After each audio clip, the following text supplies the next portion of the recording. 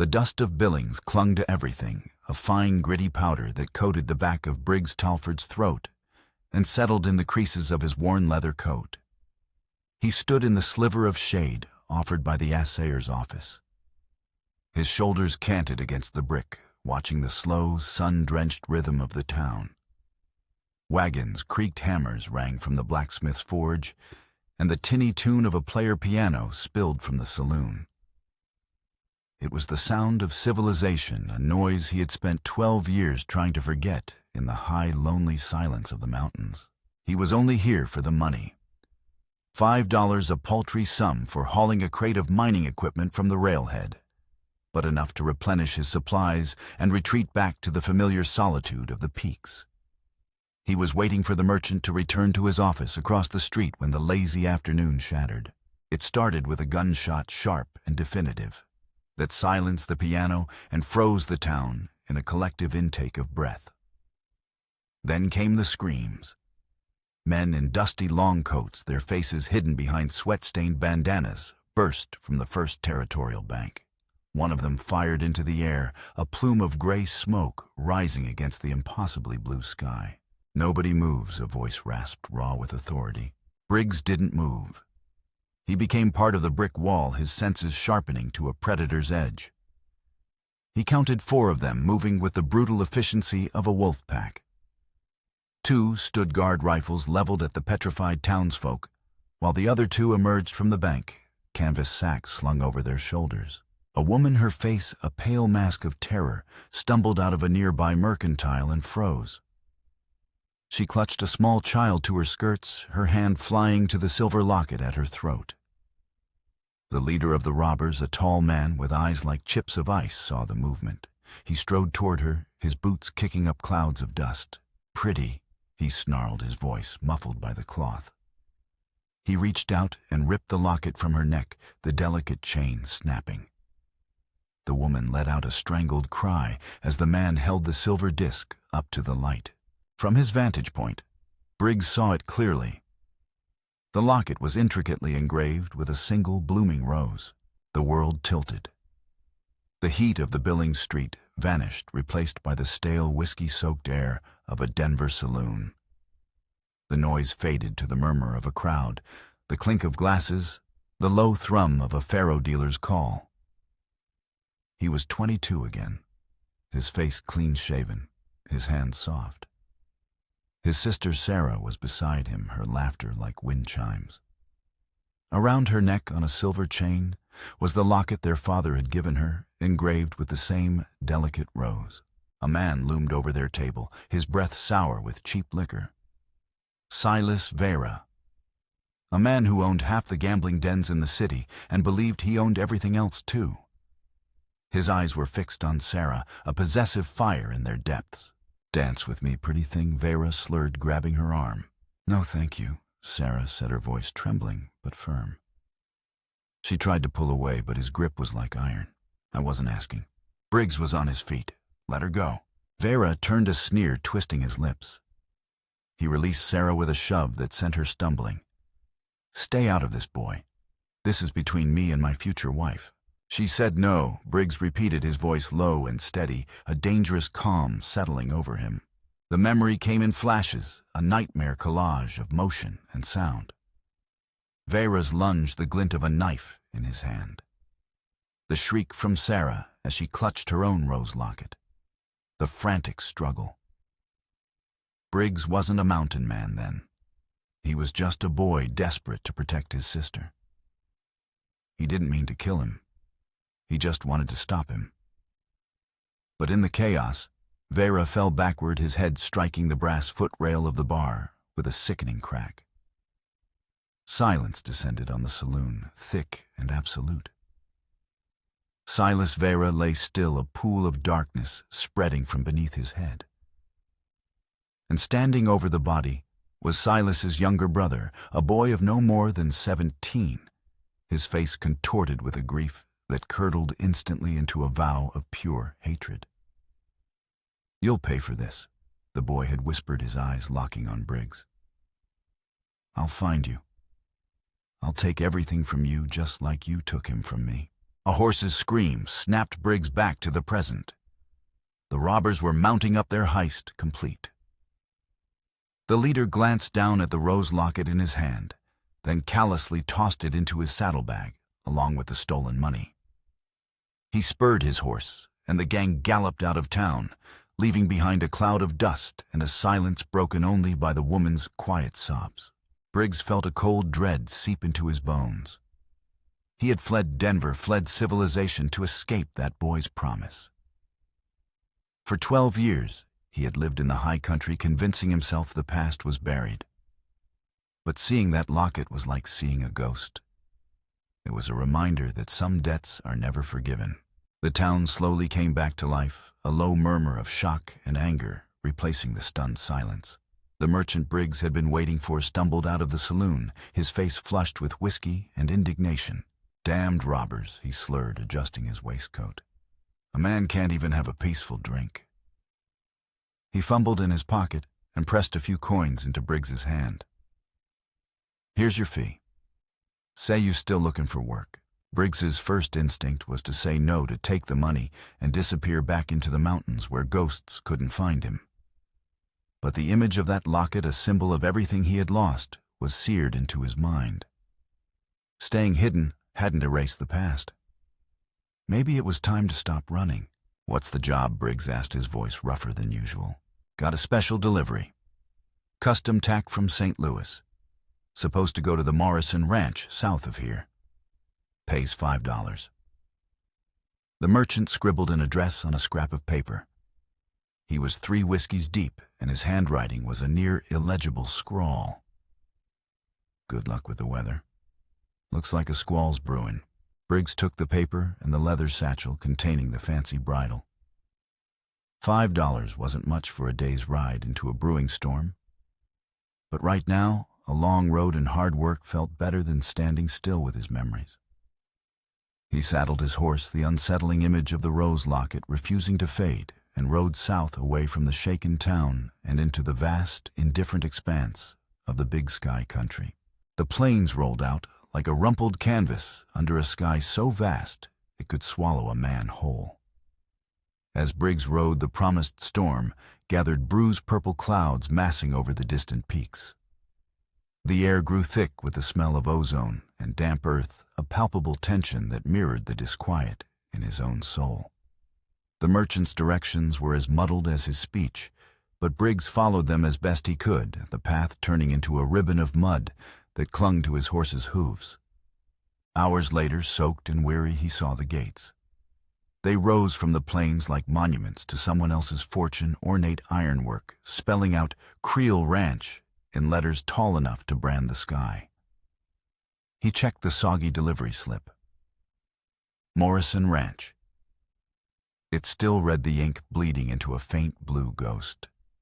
The address was a blur, but this was the only grand estate for miles.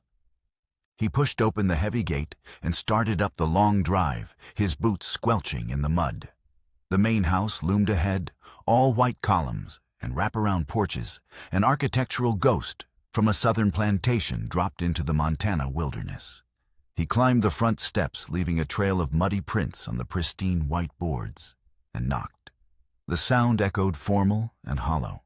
The door opened to reveal a stern-faced woman in a gray dress, her silver hair pulled into a bun, so tight it could have been carved from marble.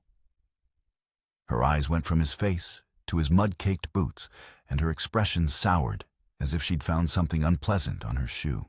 "Deliveries go to the back," she said, her voice crisp with disapproval. "Begging your pardon, ma'am," Briggs said, touching the brim of his hat. "I've got a delivery for Morrison Ranch. Sign out front says Creel." Wondering if I took a wrong turn, the woman's eyebrows rose nearly to her hairline. "Morrison Ranch, young man. The Morrison place burned to the ground 3 years ago. Old Morrison moved to California. You've got the wrong place entirely."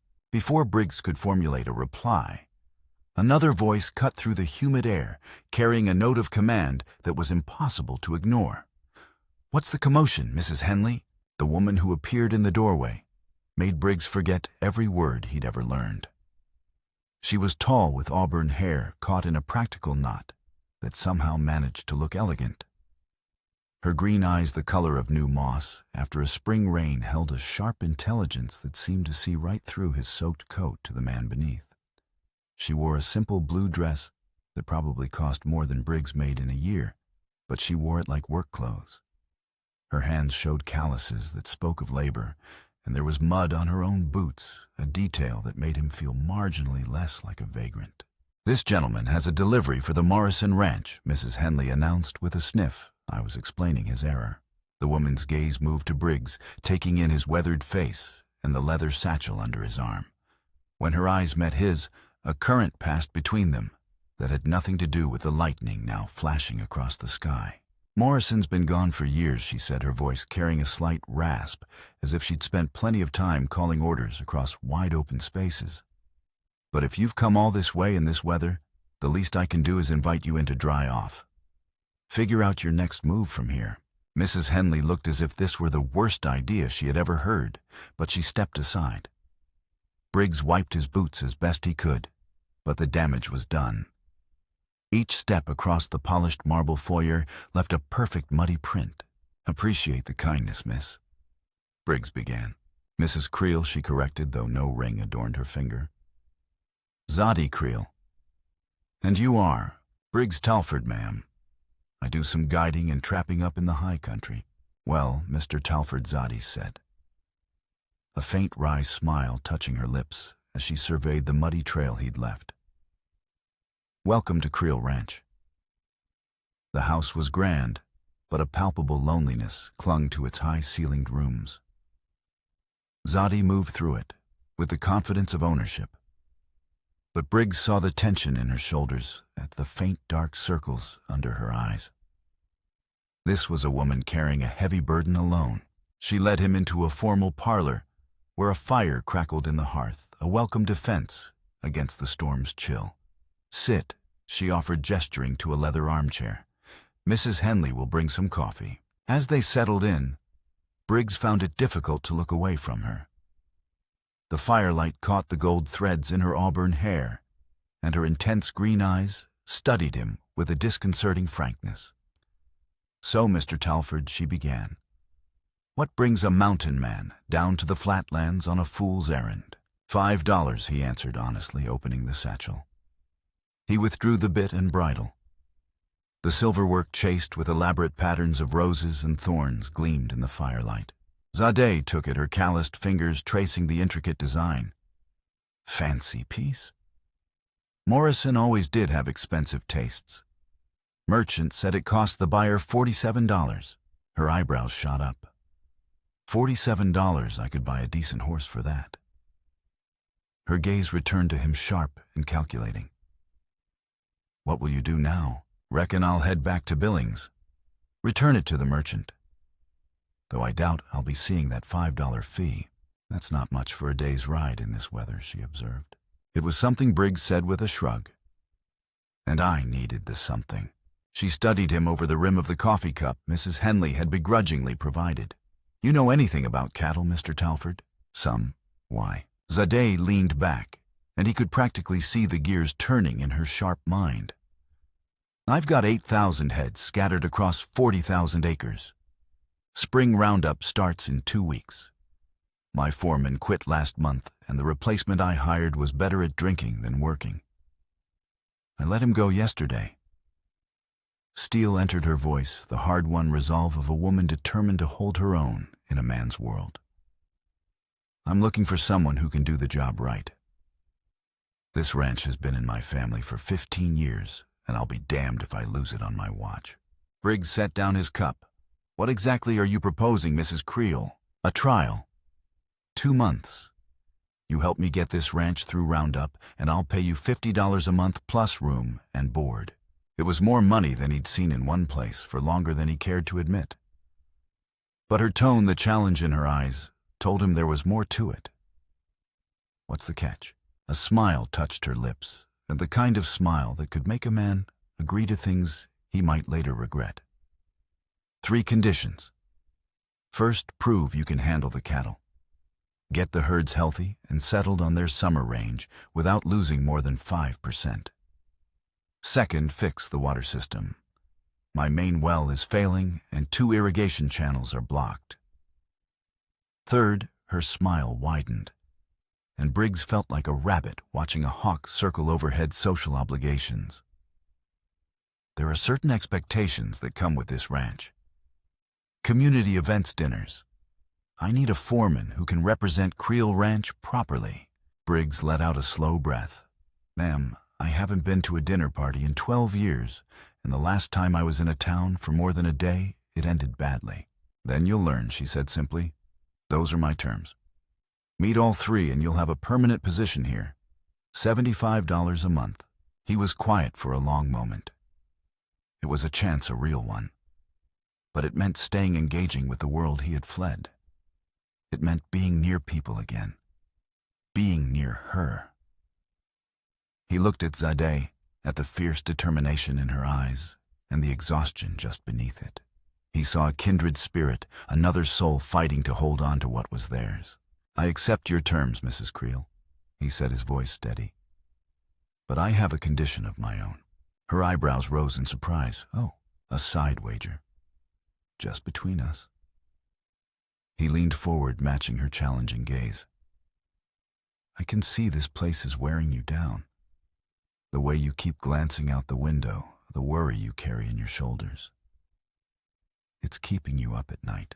For a flicker of a moment, her composure cracked, and he saw a flash of raw vulnerability. If I meet all your conditions, he continued, pressing his advantage, and I can give you 3 full nights of peaceful sleep. No waking up to worry. No pacing the halls, then you owe me 1 evening. Dinner dancing conversation. Whatever I choose within reason. The parlor grew quiet, the only sounds the crackling fire and the drumming rain. Zadi's green eyes narrowed. That's a very personal wager, Mr. Telford. It's a very personal problem, Mrs. Creel. She was silent, her fingers tapping a soft rhythm on the arm of her chair. And if you fail, if you're wrong about my sleeping habits, then I work the 2 months, take my $100, and I disappear back into the mountains. No permanent position. No further presumptions. She considered him, a long, appraising look that took in every line on his face, every worn patch on his coat. Finally, she extended her hand across the space between them. Shake on it, Mr. Telford. Though I should warn you, I'm not easily impressed. He took her hand. Her palm was calloused, her grip firm and sure. The contact sent a jolt through him that had nothing to do with the storm outside. I'm counting on it, he said. Her smile was like the sun breaking through storm clouds. I'll have Mrs. Henley prepare the foreman's cabin for you. Work starts at dawn. As he followed the formidable housekeeper out of the parlor, Briggs glanced back. Zadi was still standing by the fire, but the tension in her shoulders had eased, replaced by a look of cautious, defiant hope. He had come here by mistake, running from a ghost, and had stumbled into a war he hadn't known was being waged. And for the first time in 12 years, Briggs Telford felt like he might have found a reason to stay and fight. The foreman's cabin was small but clean, with a stone fireplace and a sturdy bed that promised more comfort than the ground he'd grown accustomed to. For 2 weeks, Briggs threw himself into the work, the grueling physical labor, a welcome balm for his restless mind. He rose before the sun, his days a blur of mending fences, clearing blocked irrigation channels, and riding the vast range to assess the health of the herds. The ranch hands, a mix of seasoned veterans and young hopefuls, watched him with suspicion at first. They were used to foremen who ruled with loud voices and harsh commands. Briggs was different. He spoke little, his instructions clear and concise. He worked alongside them, his hands as calloused as theirs, earning their respect, not with words, but with competence. He made progress. A section of the herd plagued by a persistent cough was moved to higher, drier pastures and began to recover. He devised a new gate system that cut the time it took to rotate grazing fields by half. The main well, which had been producing silty, sluggish water, was cleared of a deep-seated obstruction and soon ran clean and fast. He saw Zadi, mostly at a distance, a flash of her blue dress on the porch of the main house, the proud set of her shoulders as she rode her mare across a distant ridge. but he felt her presence everywhere.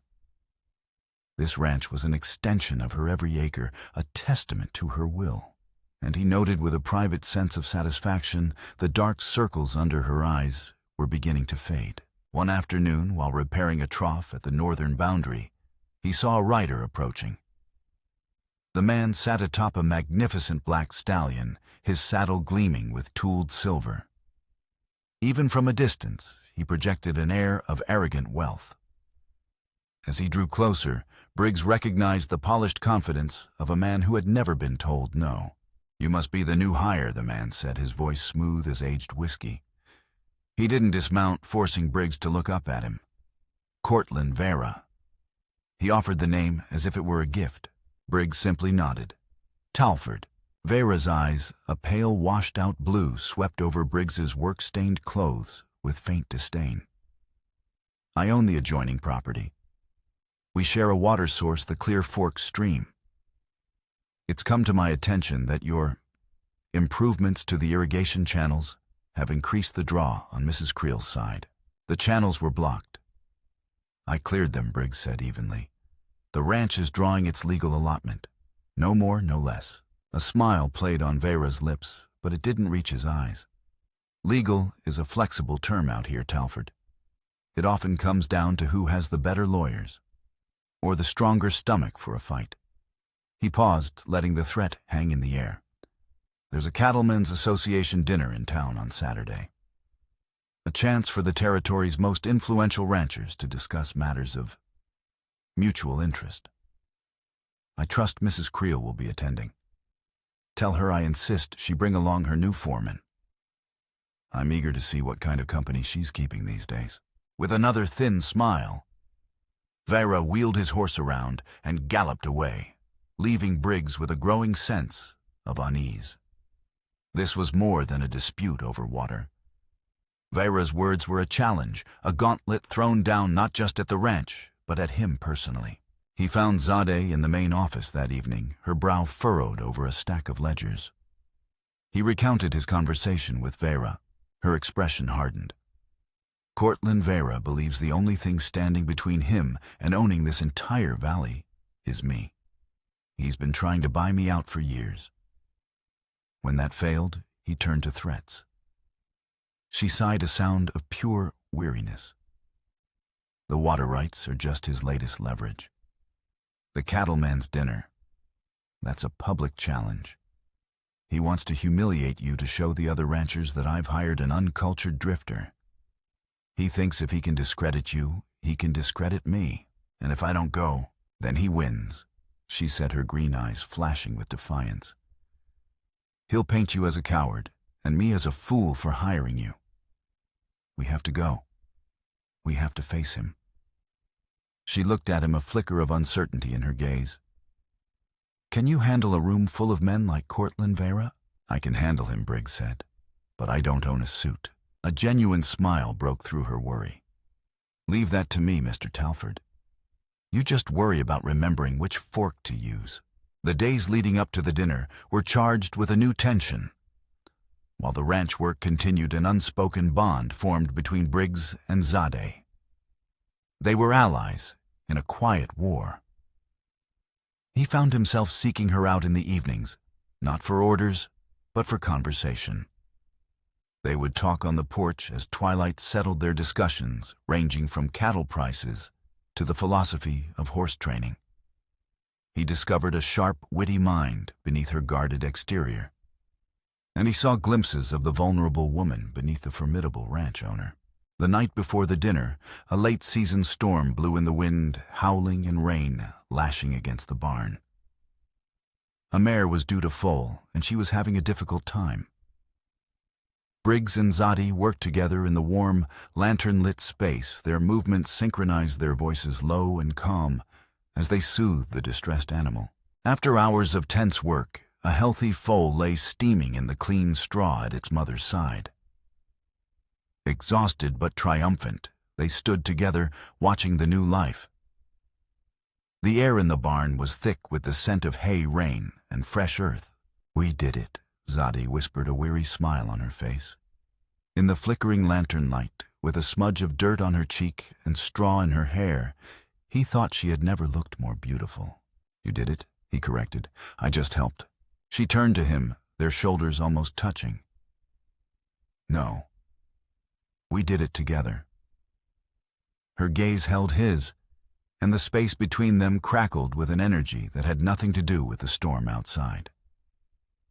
The weariness in her eyes was gone, replaced by something soft and questioning. He reached out his calloused thumb, gently brushing the smudge of dirt from her cheek. Her skin was warm, and she leaned into his touch, her eyes fluttering closed. He could feel her breath warm and sweet on his face. The world narrowed to the small golden circle of the lantern's light, the sound of the rain on the roof, and the frantic beating of his own heart. He lowered his head, his lips just inches from hers. The barn door crashed open with a force that made them both jump apart. Orville the ranch cook stood framed in the doorway, a look of wild panic on his round face. "Mrs. Zadi, the chickens, I think they're planning something." They're all gathered in one corner of the coop, whispering. "It's not natural," he exclaimed, then stopped, his eyes widening as he took in the scene. Briggs and Zadi standing a little too close, their expressions a mixture of shock and guilt. "Oh, am I interrupting agriculture?" The tension shattered.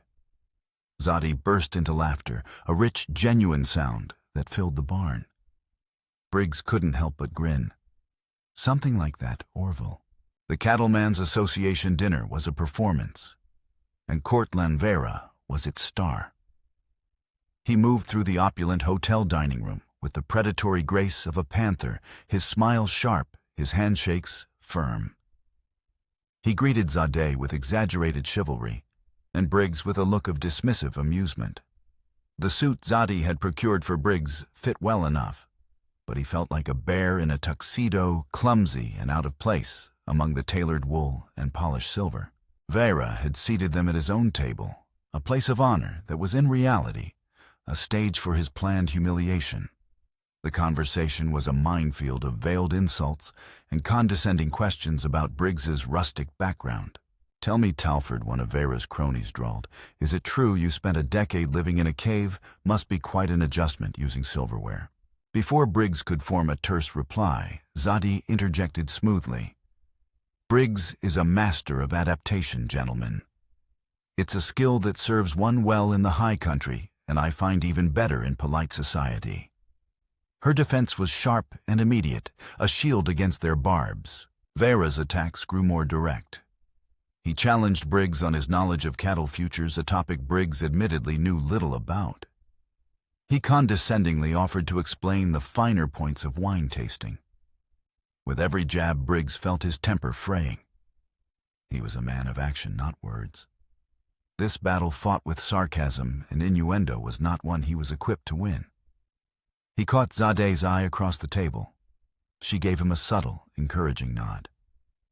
"Hold on," it seemed to say. The turning point came unexpectedly.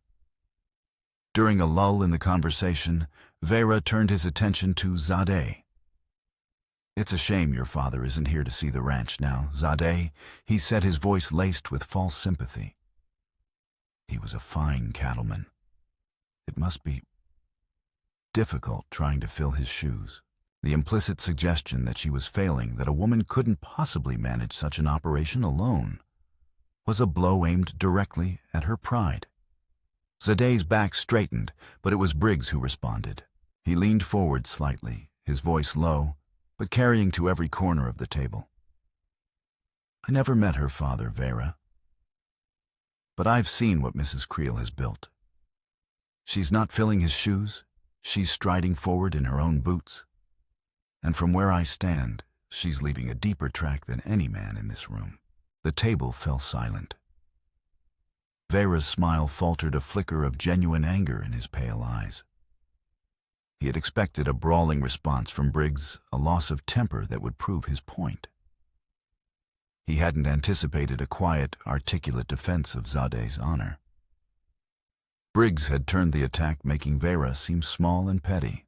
For the rest of the evening, the tide shifted. A few of the other ranchers' men who secretly resented Vera's arrogance began to engage Briggs in genuine conversation, asking about his methods for pasture rotation and herd management. He wasn't a curiosity anymore. He was a peer. The night, however, was far from over.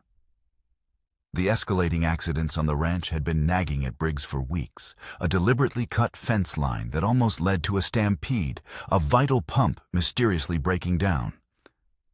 And finally, a well he discovered had been tainted with an act of sabotage that could have poisoned 100 head of cattle if he hadn't found it in time. The incidents were too methodical, too malicious to be random bad luck. They were attacks, and he knew who was behind them. After the dinner, as guests milled in the hotel lobby, Briggs saw Vera slip out a side door into the cool night air. Zadi was occupied with the wife of another rancher. This was his chance.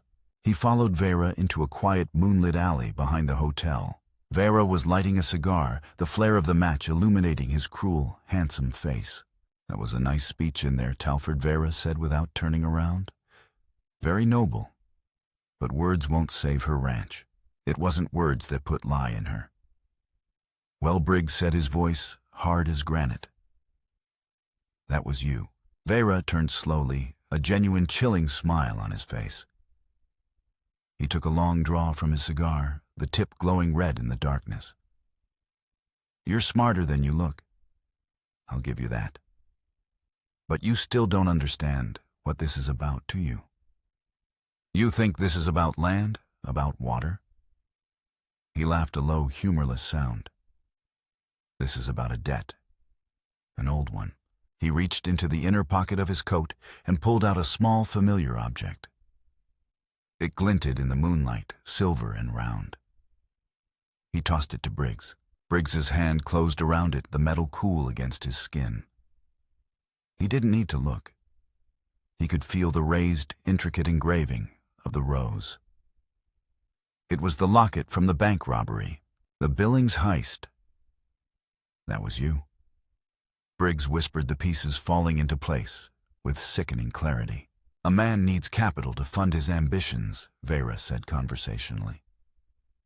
And it had the added benefit of creating a certain instability in the territory.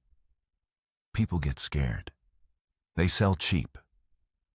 His eyes locked on Briggs, and the polite facade crumbled, revealing the seething hatred beneath.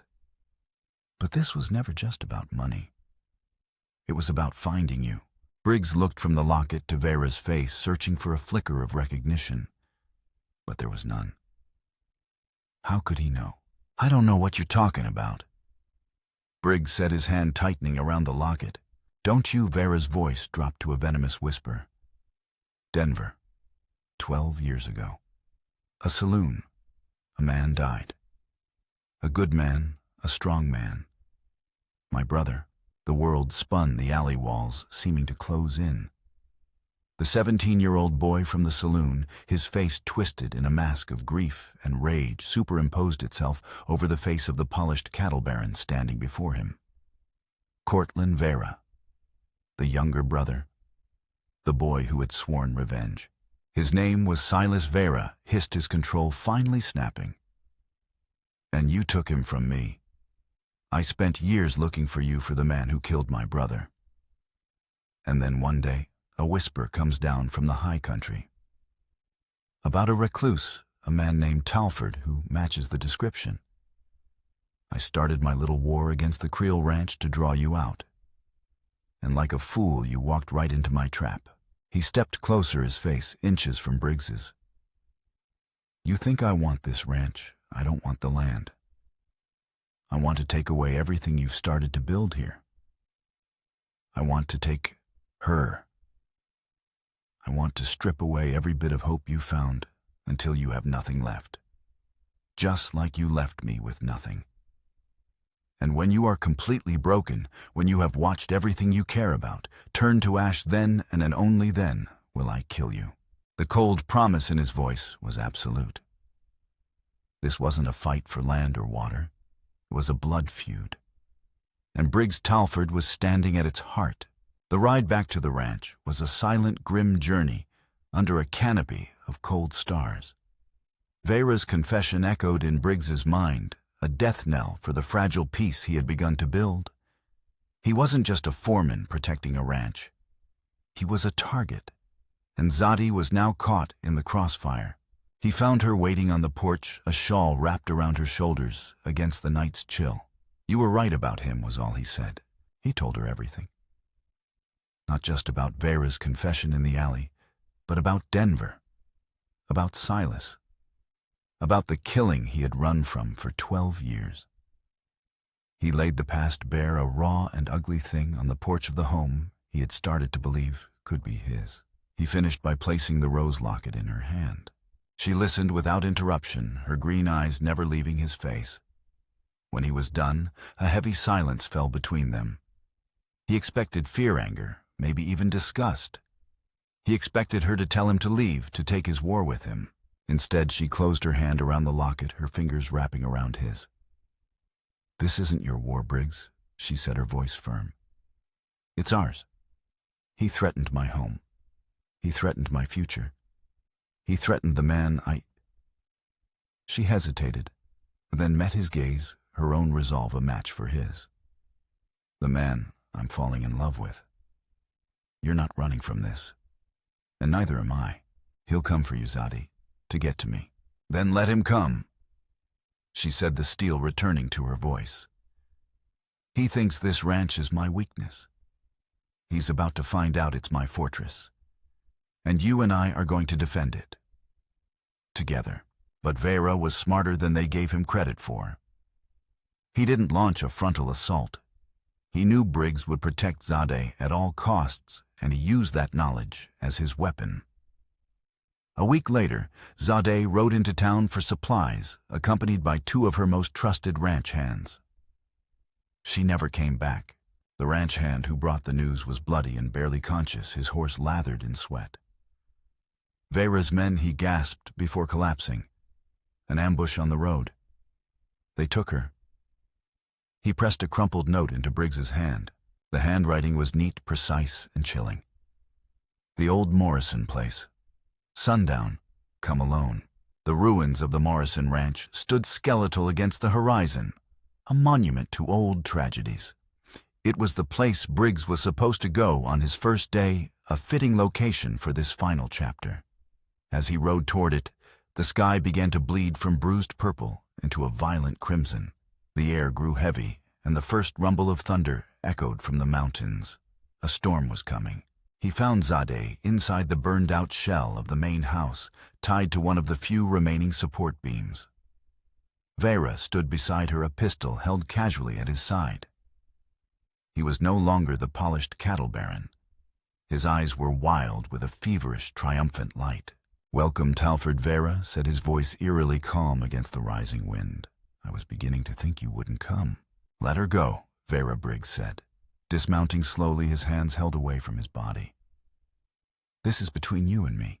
"Oh, it is," Vera agreed with a sickening smile. "But she's the grand prize. You see, I get to take from you the one thing you care about before I kill you." It's poetic, don't you think? Lightning split the sky, illuminating the scene in a stark, ghostly flash. Rain began to fall, fat, heavy drops that hissed against the charred timbers. "You're a coward."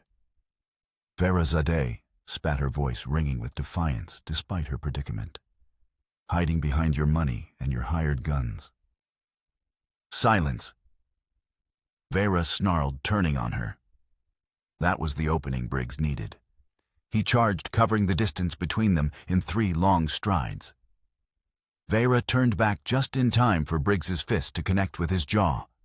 The pistol flew from Vera's hand, skittering across the muddy floor. The fight was brutal and primal, a desperate struggle in the heart of the storm. They crashed through rotted floorboards, their fists finding purchase on flesh and bone. The rain fell in sheets, turning the ground into a treacherous mire. Lightning flashed, each burst of light a freeze frame of their violent dance. This was not the clumsy brawl in a Denver saloon. This was different. For 12 years, Briggs had suppressed the violence within him, fearing it.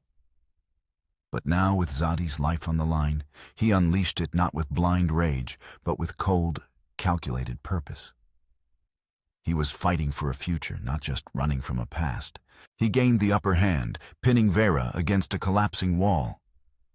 Why Briggs grunted, his forearm pressed against Vera's throat. Why all this? He was a brute, Vera. He was beating a woman when I stepped in. Vera choked out a laugh, a desperate rattling sound. A brute? He was my brother. My blood. He writhed, trying to break free. Do you know what it was like growing up with him? He was a monster. He beat me. He beat our mother.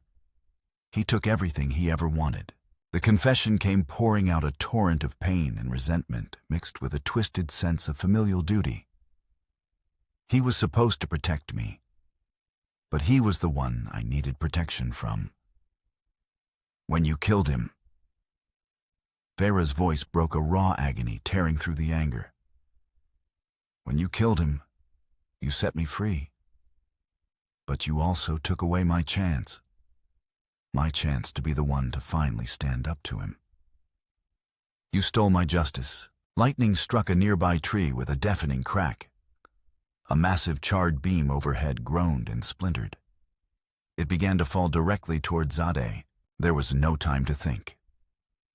Briggs released Vera and threw himself toward her, covering her body with his own, just as the heavy timber crashed down where he had been standing. The impact sent a jarring shock through his entire body, the weight crushing the air from his lungs. Pain, white-hot and blinding, flared in his shoulder. Through a haze of pain, he saw Vera staggering to his feet. He had a choice. He could go after Vera, finish the fight, or he could get Zadi out of the collapsing ruin. It wasn't a choice at all. He fumbled with the ropes binding her, his fingers clumsy, his left arm useless. Just as he freed her, Vera lunged from the shadows, a jagged piece of wood clutched in his hand like a club. Zadi screamed, but Briggs was ready. He met the charge, using his body's momentum to turn Vera's attack against him. They fell together into the mud. Briggs fought with the desperation of a man who had finally found something worth dying for. He landed one final decisive blow, and Vera went limp beneath him. The storm raged. Briggs, breathing heavily, his body a symphony of pain, pushed himself to his feet and helped Zadi up. Vera lay unconscious in the mud. The fight was over. As if on cue, the sound of hoofbeats cut through the rain. The sheriff and a posse of Creel Ranch hands, alerted by the hand who had escaped, rode into the ruins, their lanterns cutting through the gloom. Justice, it seemed, had finally arrived. The sheriff took a wounded and incoherent Cortland Vera into custody. The full story came out: the bank robbery, the sabotage, the kidnapping, and Vera's reign of terror over the valley was finished. Back at the ranch, the warm kitchen felt like a sanctuary. Zadi cleaned and bandaged the deep gash on Briggs's arm and the dislocated shoulder he'd suffered from the falling beam. He in turn tended to the rope burns on her wrists. They worked in a comfortable silence, the shared ordeal forging a bond between them stronger than steel. Later, sitting by the fire in the parlor, the same fire that had warmed him on his first night at the ranch, he told her the rest of the story of Denver. He held nothing back: his fear, his guilt, the long, lonely years of his self-imposed exile. He expected her to see him as a killer, a man defined by one violent moment in his past. When he finished, she simply took his hand. "The man I see before me is not a killer," she said, her voice soft but sure. "He's a protector. You used violence to save your sister then, and you used it to save me tonight. But the man who fought in those ruins wasn't the same boy who fled from Denver. That boy was running from himself. The man I know was fighting for his home." Her acceptance was a balm on a wound he hadn't known he still carried. In that moment, the ghost of Denver finally faded, leaving not a void, but a quiet space that Zadi's love began to fill. The community, learning the truth of Vera's obsessive revenge, rallied around them. The other ranchers, who had once viewed Briggs with suspicion, now greeted him with respect. He was no longer the outsider. He was one of them. Weeks later, after the last of the autumn colors had faded, and a crisp peace had settled over the land, Briggs led Zadi on horseback to a high ridge overlooking the valley. The Creel Ranch spread out below them, a patchwork of gold and brown under the vast Montana sky. The air was clean and cold, smelling of pine and the promise of snow. "I have something for you," he said, dismounting and helping her down. He reached into his saddlebag and pulled out an object wrapped in oilcloth. It was a branding iron newly forged. The design on its head was not the simple C of the Creel Ranch. It was two letters, a Z and a B, intertwined so cleverly they formed a single, unbreakable mark. Zadi traced the design with her finger, her breath catching in her throat. "Briggs, it's beautiful." "A partnership needs its own brand," he said quietly. "A home needs a foundation." He had already built a small, contained fire. He heated the iron until it glowed a dull cherry red. Together, they walked to a new fence post that marked the farthest boundary of their combined land, a point where her property met the parcel he had purchased with his own savings. It wasn't a large piece of land, but it was his. It was theirs. He handed her one side of the iron's long handle, and he took the other. Together, they pressed the glowing brand into the wood of the post. The scent of burning pine filled the air as the mark was seared into place, a permanent symbol of their union. It wasn't a wedding vow spoken before a crowd, but a quiet promise made between two people and the land they loved. This was their legacy. This was their beginning. They stood for a long time, watching the smoke curl up into the crisp blue air, their shoulders touching their hands, intertwined. Down in the valley, life went on. Cattle grazed peacefully, and a thin curl of smoke rose from the chimney of the main house, where Orville was likely preparing dinner, perhaps with only a minor catastrophe. But up on the ridge there was only a profound sense of peace, the deep, soul-settling contentment of two people who had weathered the worst of storms and found their way home.